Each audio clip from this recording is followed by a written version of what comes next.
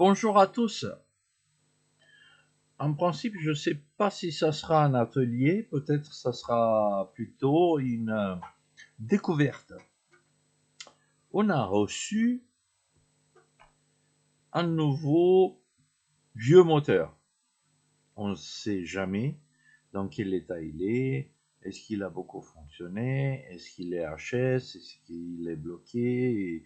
On voit des photos, ça m'est arrivé, des photos avec un moteur qui était impeccable. Et en effet, à l'intérieur, il était complètement rouillé, complètement bloqué.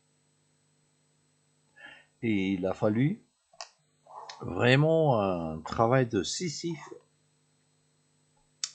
pour essayer de le remettre en état. On a chez nous en ce moment un Saito. C'est le monstre sacré des moteurs 4 temps. Pour moi, leur technologie est complètement à part. Ils font ça depuis beaucoup des années, et ils le font bien. Des vrais bijoux, un peu lourds, seulement des 4 temps. Ils n'ont jamais fait autre chose. Donc maintenant, on va faire le premier chapitre. Le premier constat. On regarde l'aspect extérieur. S'il y a tous les éléments nécessaires, le carbu, ces générations, et là un choc pour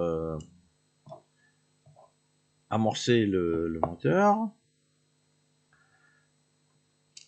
Tout me semble en bon état, il n'a pas été craché. Deuxième chose, est-ce qu'il tourne?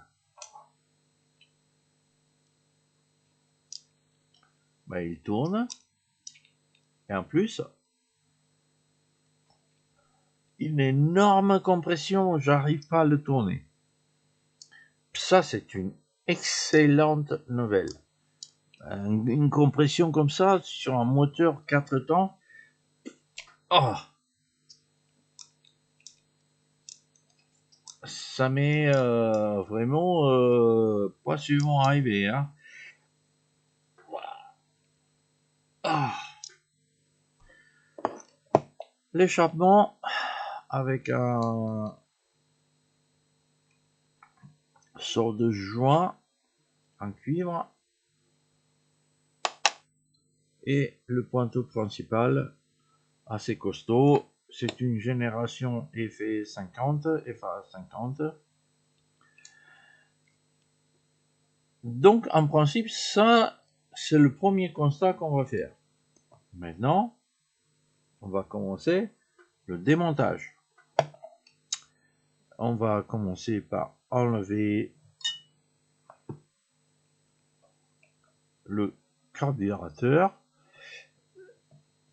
Ah, intéressant, les vis ils sont pas serrés. Peut-être quelqu'un a essayé déjà de le démonter. On ne sait pas.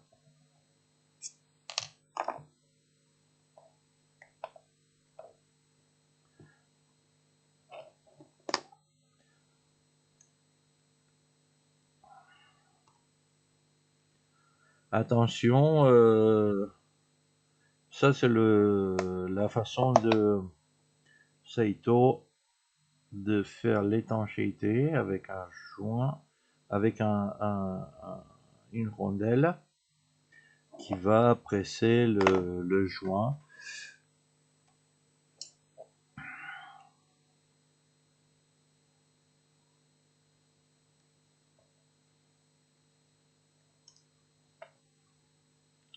On va mettre un joint torique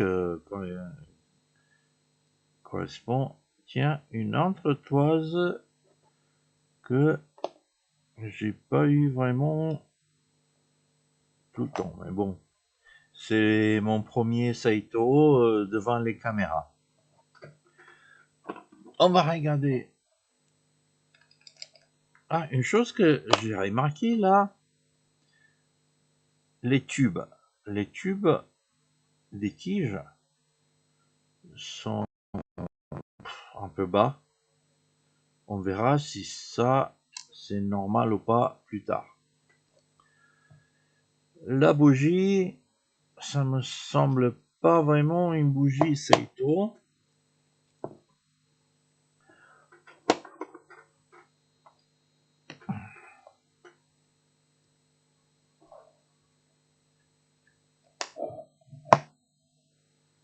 Et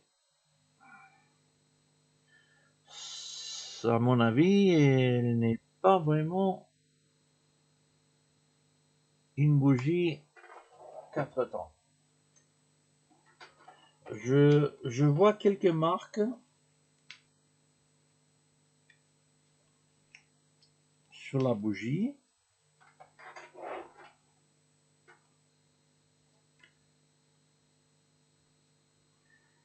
Je vois un numéro 2.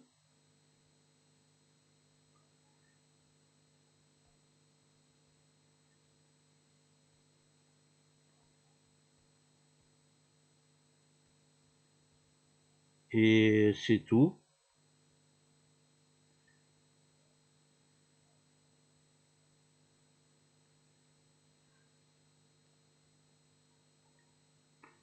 C'est que ce numéro 2 que je vois.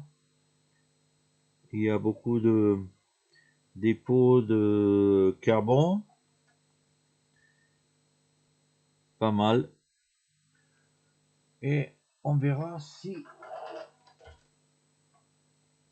cette bougie au moins elle fonctionne.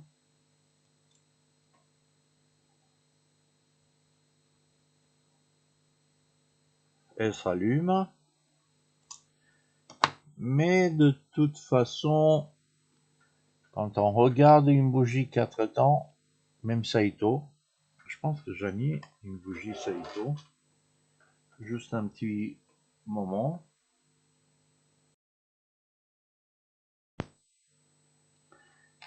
C'est ça.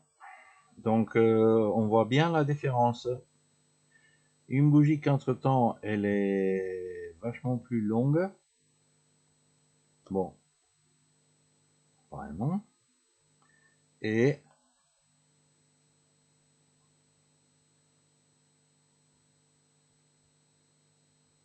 pas du tout la même chose.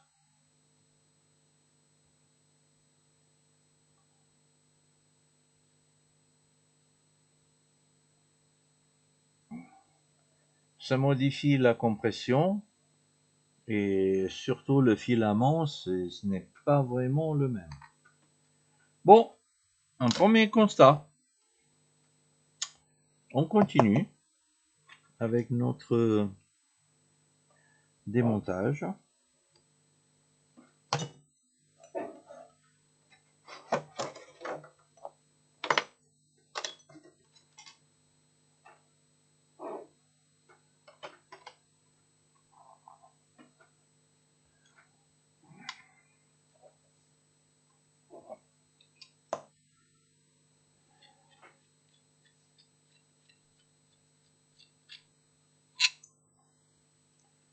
Une fixation à cône.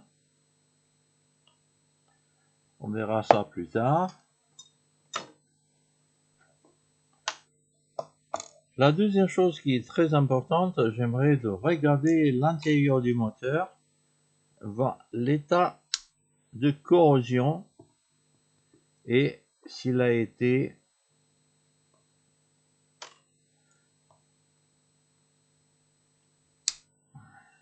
entretenu avec un bon huile. J'ai toujours dit un moteur glow à méthanol. Une fois qu'on a fini notre séance de vol, il faut redémarrer le moteur avec le réservoir, disons, à vide. et laisser le moteur fonctionner jusqu'à ce qu'il consomme tout. Tout ce qu'il y a comme vapeur ou comme carburant dans les tubes et aussi à l'intérieur du moteur. Et une fois qu'il a fait tout ça, on va réduire énormément la corrosion qui est générée par la hygroscopicité du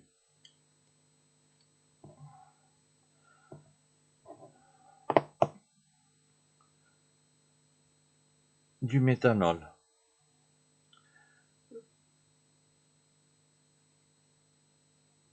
Il y a pas mal de l'huile, ça c'est bien. Il n'y a pas beaucoup de corrosion. On va mettre quand même un peu de WD-40 pour changer un peu le pH et l'acidité de ce qui reste du méthanol. Mais ça, c'est déjà une très bonne nouvelle.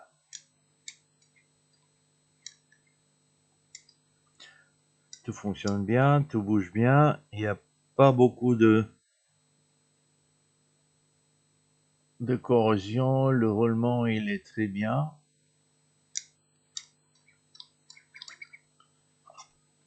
Et ça, c'est déjà une très bonne nouvelle.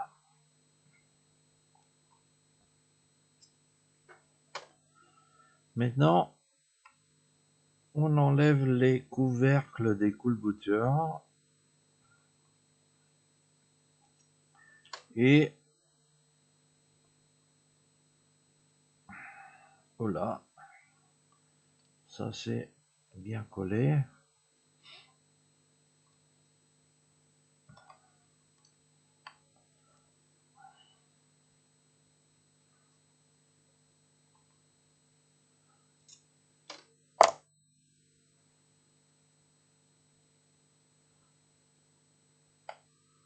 Le joint, il est là. Lui, il est bien collé. On va le chauffer un tout petit peu.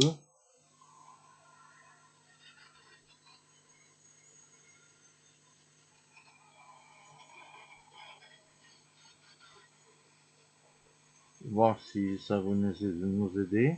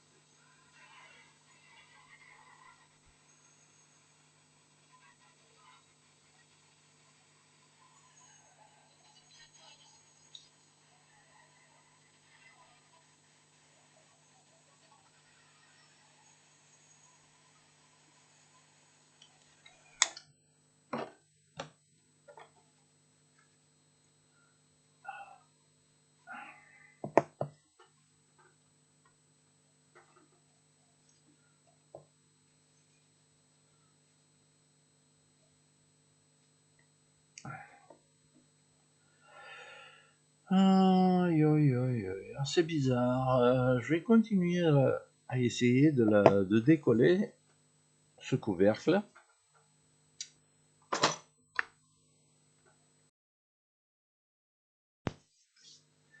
Doucement, avec patience. On est arrivé de le faire. Maintenant, on verra si on arrive de récupérer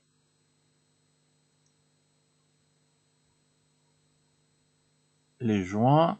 Ça aussi avec beaucoup de patience. Sinon, on va découper des nouveaux joints. Ce qu'on voit ici, donc on est en haut, évacuation, admission et compression. Fou, il y a un tout petit peu jeu qui est normal sur l'admission, mais sous l'évacuation, rien. Donc ça, c'est déjà pas bon pour le fonctionnement du moteur. Par contre, c'est pour ça qu'on voit pas mal des pots de carburant, de carbone. Elle reste ouverte, il y a beaucoup des choses qui brûlent, c'est pas évident. Là, c'est bon, il est un peu grand, à mon avis, il est vers, il est plus de 0,1 qui est la limite, mais l'autre, il n'est pas. La deuxième chose la plus délicate pour un moteur Saito, c'est d'enlever les axes des coulbouteurs. Normalement, cela, elle doit ne pas être serrée jamais. Et ça, c'est bien. À mon avis, ce moteur n'a pas été démonté, ou s'il a été démonté,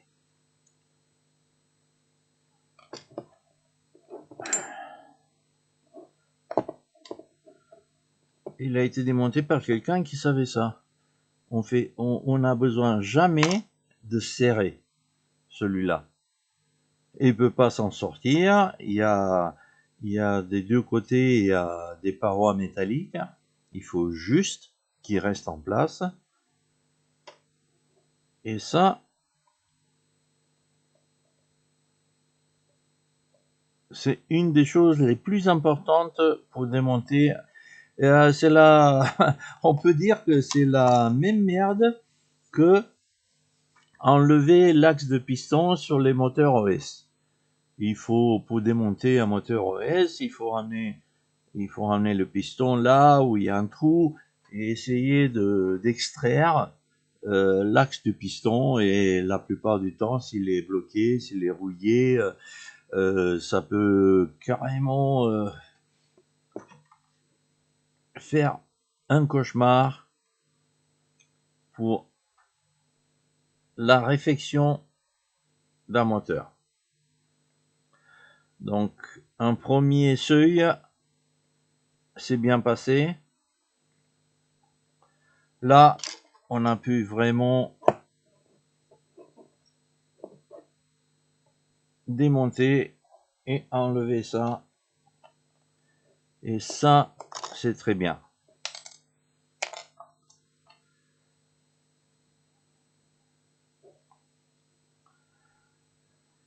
Notez que la tige, elle a deux bouts. C'est pas complètement symétrique comme OS. Ça, c'est la partie basse sur le poussoir. Ça, c'est la partie haute sur le coolbooter.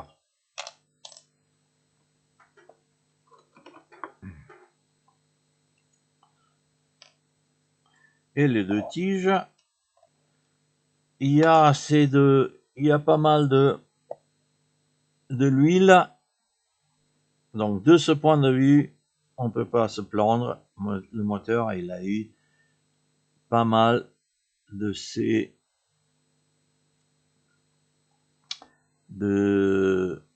sa lubrification.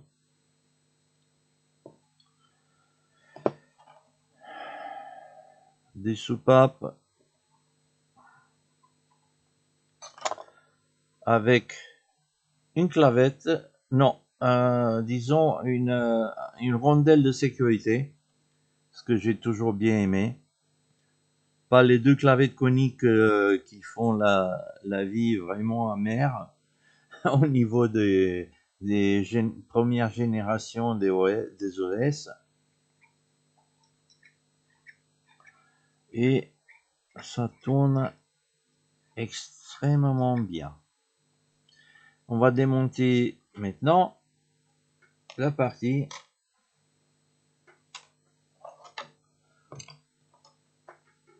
distribution.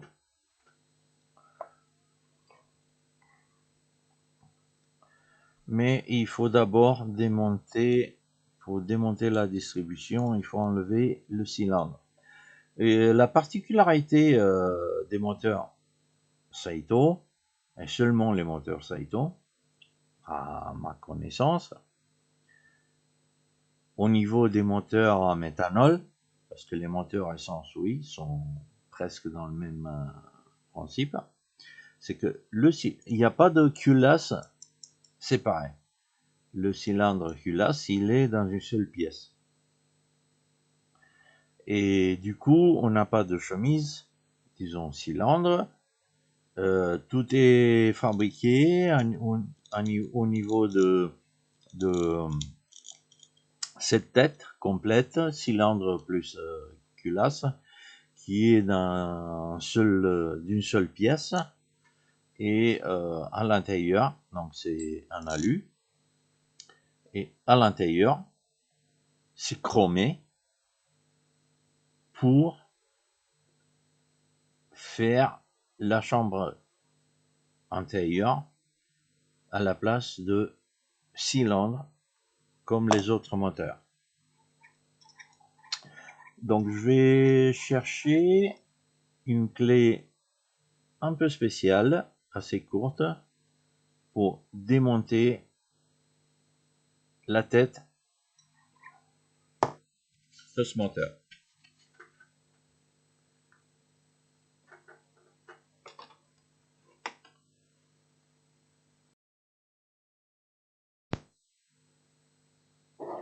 On va essayer de reprendre. On a le kit des outils de chez Saito et comme vous voyez, je l'ai défait la première fois et on verra si on arrive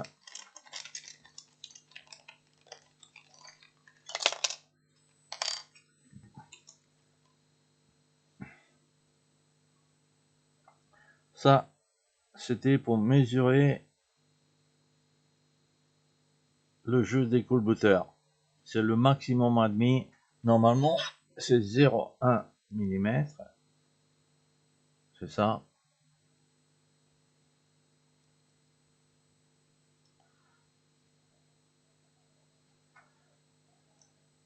Ça, c'est la clé de réglage des culbuteurs. Ça aussi. Ça, c'est pour le réglage de pointou. Et maintenant, on va voir si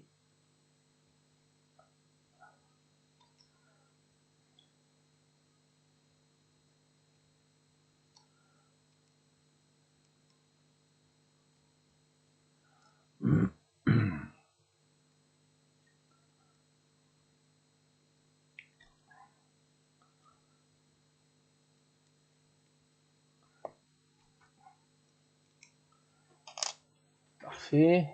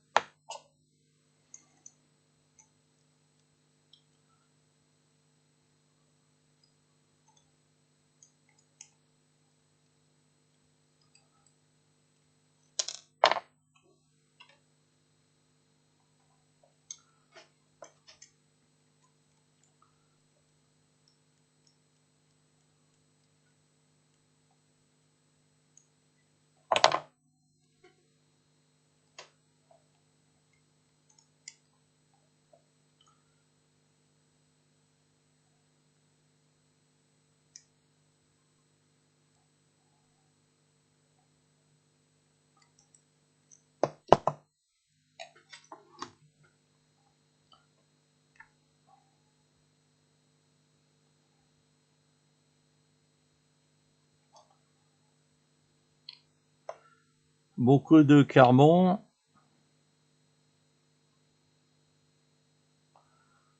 Mais on va pas oublier de marquer la position du piston.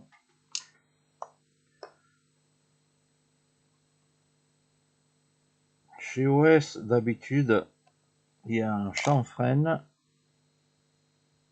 de l'autre côté, et là, c'est pareil. On a le chanfreine, ça c'est côté vibroquin. Et au niveau de piston,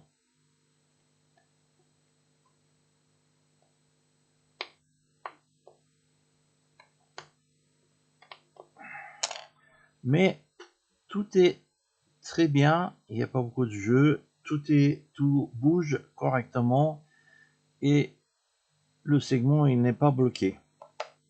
À l'intérieur, à part la chambre de combustion où on voit bien les dépôts de carbone, je vais essayer de vous montrer un petit peu que on va réussir de les enlever.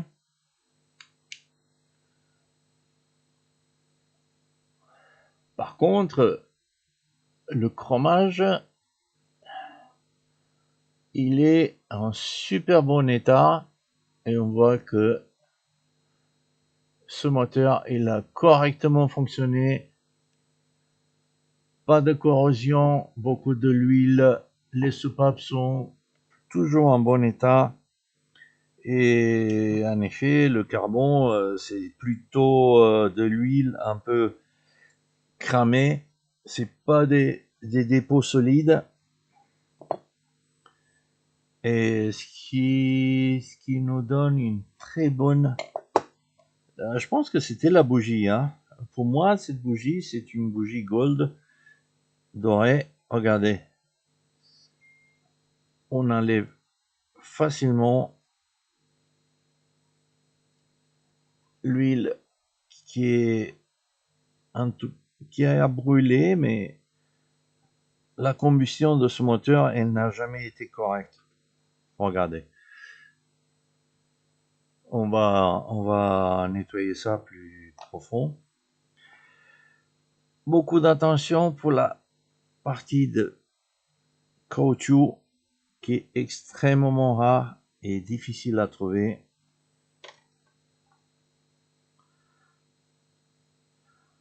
Tout est en bon état. Ça c'est bien. Il ne nous reste pas grand chose.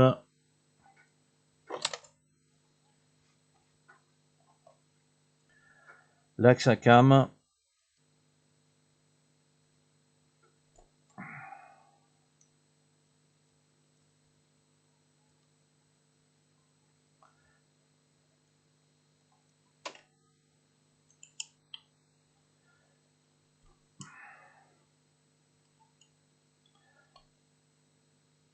Ah, la première problème, c'est le vieillissement de ce joint caoutchouc. Introuvable, mais on peut le remplacer en ce moment avec de thermo-retractiles facilement, qui va faire très bien le service. Les poussoirs sont pas bloqués, ils bougent très bien.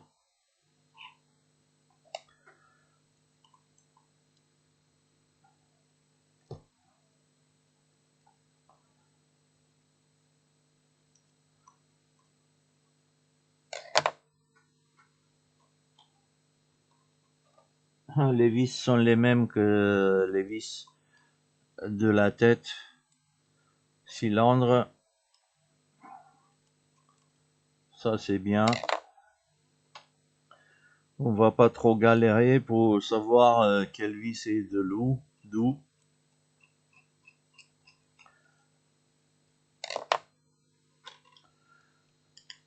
Le joint, il est bien.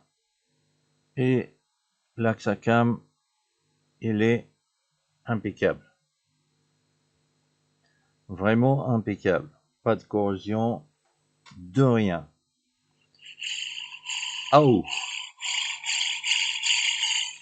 Nouveau roulement.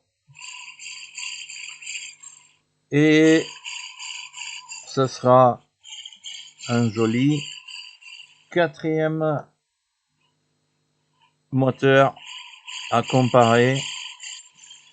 J'ai commencé une série des moteurs de presque en même classe, et à partir de l'idée qu'on va proposer normalement thermique un Baron, même s'il est censé d'avoir un 40, j'ai testé un 48, un 52, et on va tester ce 50, et pour moi, voir que le Baron c'est un sort d'avion de Première Guerre mondiale, il sera toujours lourd de queue, donc un moteur qui est un petit peu lourd dans le nez, qui est très court, ça fait du bien pour le centrage, et en même temps, en cas de nécessité, un peu de puissance sur le moteur, ça va toujours faire du bien. Et je l'ai toujours constaté. Ce qui me reste à partir de maintenant, ça sera de enlever le plateau hélice, extraire le vilebrequin. Je pense pas qu'il sortira très facilement, mais on verra ça peut-être si je vois qu'il y a des choses particulières, je vais rajouter à la vidéo. Merci, et on va continuer à tout à l'heure pour la partie numéro 2.